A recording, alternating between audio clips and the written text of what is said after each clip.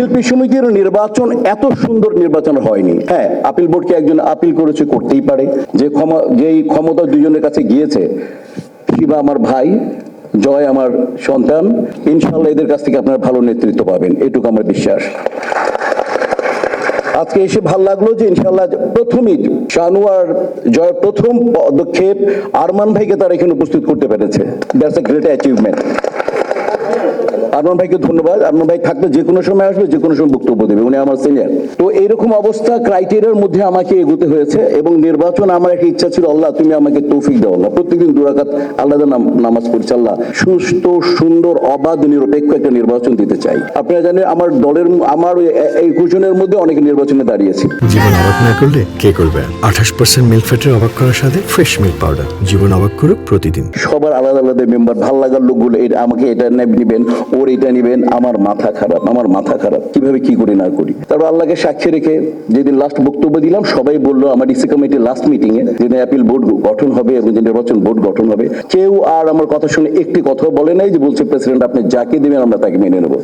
তখন আমার ভেতর থেকে আমার দেখা যাদেরকে আমি মনে করি যে এরা সজ্জন ব্যক্তি, এরা চলচ্চিত্রের অংশ, এরা চলচ্চিত্রের অবিচ্ছেদ্য অংশ, ওইখান থেকে আমি বেছে নেই।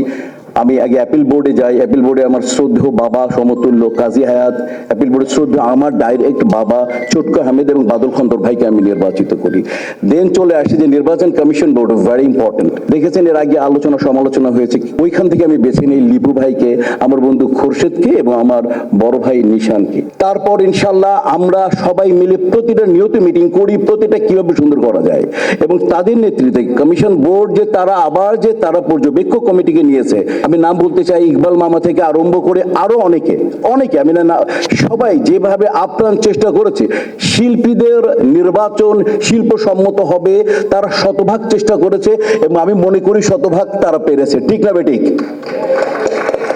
শিল্পী সমিতির নির্বাচন এত সুন্দর নির্বাচন হয়নি। হ্যাঁ, আপিল বোর্ডকে একজন আপিল করেছে, করতেই পারে, সংবিধানে ছিল এবং আপিল বোর্ড সেটা কাউন্ট করে তাকে দেখিয়ে দিয়েছে, সেটা মেনেও নিয়েছে।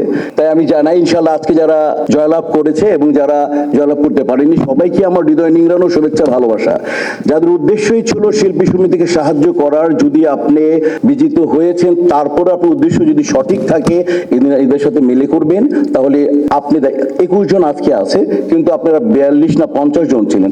50 জন যদি আসলে সত্যিকার অর্থেই আমাদের 500 মানুষকে বা 550 মানুষকে সাহায্য করতে চান, তাহলে যদি আপনাদের মনে ঠিক থাকে যে আমরা সাহায্য করব, আমি শিল্পী সমিতির আজকে ওয়াদা করে গেলাম, আমার বন্ধু খসরু ভাই বলেছে, আমাকে লিপু ভাই বলেছে, শিল্পী সমিতি যখনই আমাকে ডাকবে আমি শিল্পী সমিতির পাশে থাকবো।